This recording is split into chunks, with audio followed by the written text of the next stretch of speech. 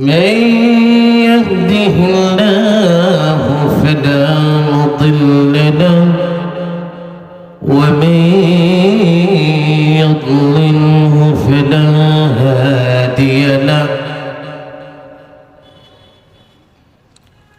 ونشهد أن لا إله إلا الله وحده لا شريك له ونشهد أن سيدنا وسندنا وحبيبنا وحبيب ربنا وطبيبنا وطبيب أرواحنا محمدا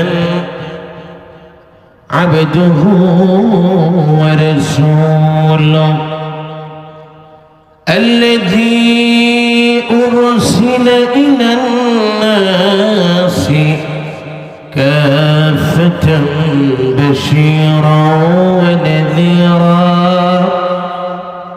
وداعيا إلى الله بإذنه وسراجا منيرا أما بعد فقد قال الله تعالى في كلامه المجيد وفي فرقانه الحميد সকলে আমার সাথে পড়েন أعوذ بالله من الشيطان الرجيم بسم الله الرحمن الرحيم ما كان محمد أبا أحد من رجالكم ولكن رسول الله وخاتم النبيين وكان الله بكل شيء عليما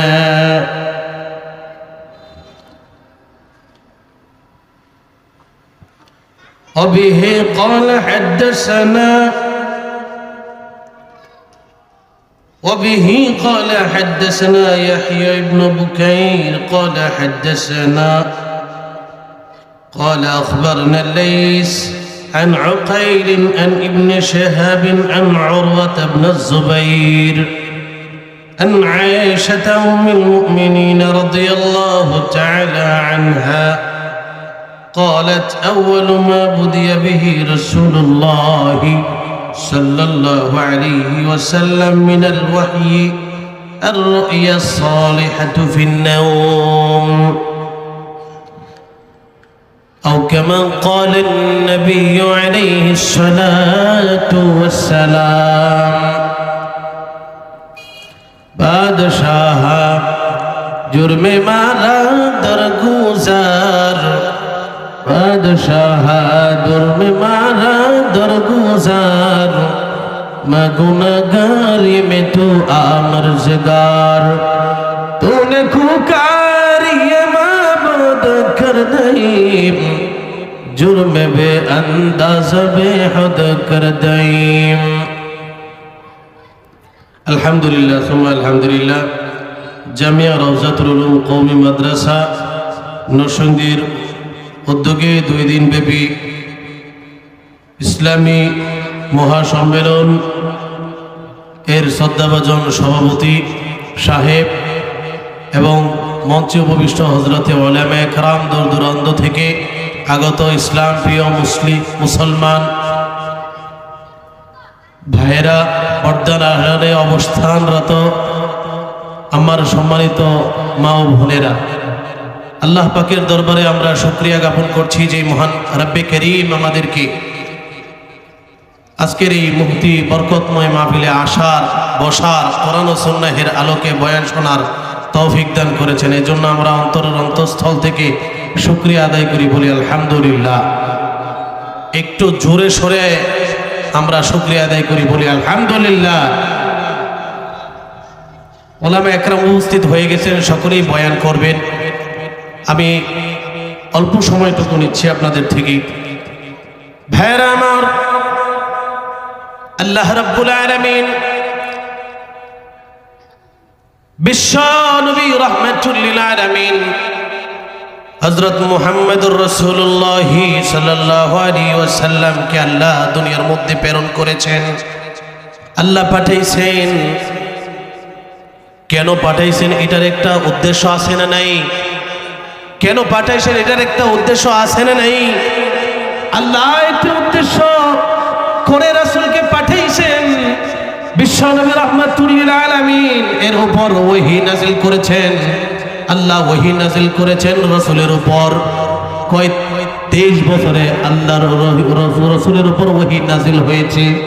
23 বছরে রাসূল ওহী নাযিল হওয়ার পূর্বে 6 মাস হেরা গুহার মধ্যে আত্মগোপন ছিলেন, ধ্যানে ছিলেন, আল্লাহর ধ্যানে ছিলেন। জোরে বলেন ঠিক না বেঠিক? বিশ্বনবী রাহমাতুল লিল আলামিনের উপর ওহী নাযিল হয়েছে। যে ওহী এসেছে আপনার আমার জীবনকে পরিবর্তন করার জন্য।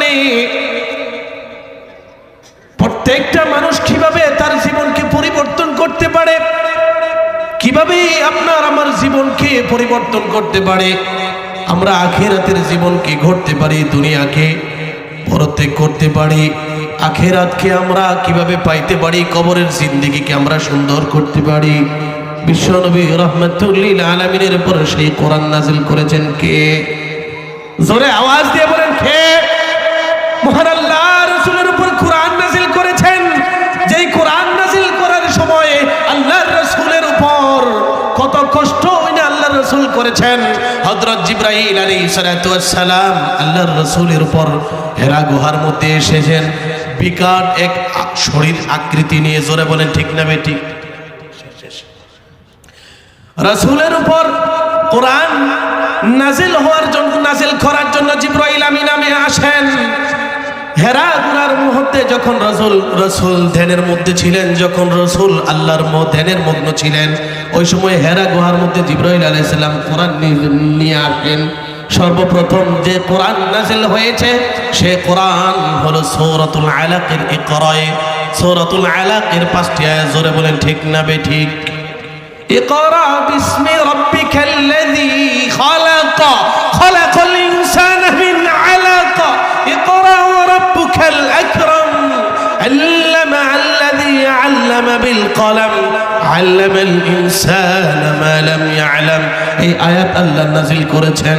যখন জিবরাইল আলাইহিস সালাতু ওয়াস সালাম রাসূলকে বলেছেন, হে রাসূল আপনি কোরআন তেলাওয়াত করেন, এই আয়াত পড়েন। রাসূল বলেন, মা আনা বিকারিন, আমি তো পড়তে জানি না। জিবরাইল আমিন রাসূলকে ধরলেন, জোরে রাসূলকে ধরলেন, রাসূলের সাথে আলিঙ্গন করলেন। রাসূলকে আলিঙ্গন করার সাথে সাথে রাসূল আবার রাসূলকে প্রশ্ন করলেন, জিবরাইল আপনি কোরআন পড়েন। রাসূল বললেন পড়তে জানি না। দ্বিতীয়বার আবার জিবরাইল আলাইহিস সালাতু ওয়াস সালাম রাসূলকে আলিঙ্গন করলেন। রাসূল আলিঙ্গন করার পরে রাসূল বলেন, কেমন যেন আমার জানটা বের হয়ে যাবে, এমন জোরে জিবরাইল আমাকে চাপ দিল। চাপ দেওয়ার পরেও রাসূলকে বললেন, ইকরা আপনি পড়েন। রাসূল বললেন, মা আনা বিকারিন, আমি তো পড়তে জানি না। এরপরে তৃতীয়বার রাসূলকে চাপ দেওয়ার পরে, আল্লাহর নবীকে চাপ দেওয়ার পরে যখন বললেন ইকরা আপনি পড়তে থাকেন, রাসূল পড়তেছিলেন, ইকরা বিসমি রাব্বিকাল্লাযী খালাক, খালাকাল ইনসানা মিন আলাক, ইকরা ওয়া রাব্বুকাল আকরাম, আল্লাযী আল্লামা বিল কলম, আল্লামাল ইনসানা মা লাম ইয়ালাম। এই আয়াত পড়তে থাকেন আল্লাহর নবী। জোরে বলেন ঠিক না বেঠিক? এই কোরআন নাযিল হয়েছে, রাসূলকে অস্বীকার করার ব্যক্তি দুনিয়ার মধ্যে আছে না নাই? জোরে বলেন আছে না নাই? রাসূলকে যারা খাতামুন নবিয়্যিন, রাসূল শ্রেষ্ঠ নবী, রাসূল সর্বশেষ নবী, এই খাতামুন নবিয়্যিন যারা বিশ্বাস না করবে তারা ইসলাম এর গণ্ডির ভিতরে থাকতে পারে না। জোরে বলেন ঠিক না বেঠিক?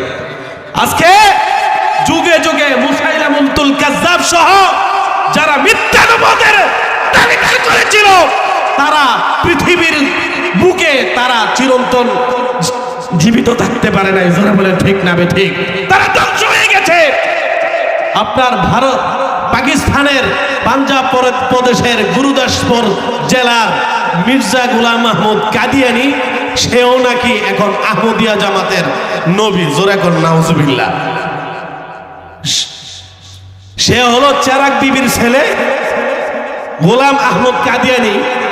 সে মিথ্যা নবুয়তের দাবিদার করছে, সে দাবি করছে সেও নাকি একজন নবী।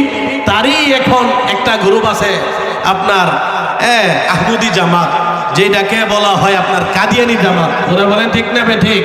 আমরা স্পষ্ট ভাষায় বলতে চাই, সরকারিভাবে যদি গোলাম আহমদ কাদিয়ানির পুরো জামাতকে প্রাণ আরএফএল কোম্পানির যে জামাতটা, এই কাদিয়ানি সম্প্রদায়কে যদি রাষ্ট্রীয়ভাবে যদি তাদেরকে অমুসলিম ঘোষণা না করা হয়, ভবিষ্যতে আবারও ৭৭ কায়েম হবে, ভবিষ্যতে আবারও ৭১ কায়েম হবে। জোরে বলেন ঠিক না ঠিক? আমরা ইসলাম প্রিয়, মুসলমান প্রিয়, আমরা চাই না এই দেশের মধ্যে কোনো হাঙ্গামা করতে, কারণ মুসলমান তারা শান্তি চায়।